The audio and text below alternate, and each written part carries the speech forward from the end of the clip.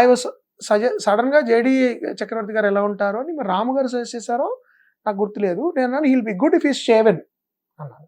And he was really surprise when I did the shaved photo shoot and sent him. Ramu garu was very surprise, నాకు ఎందుకు రాలేదు idea అని.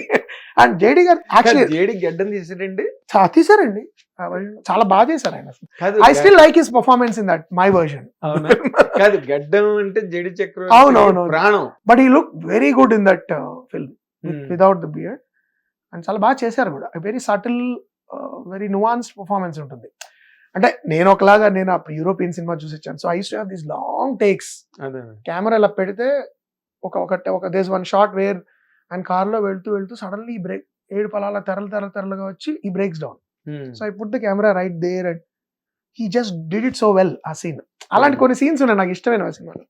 But overall aesthetic maybe is very different.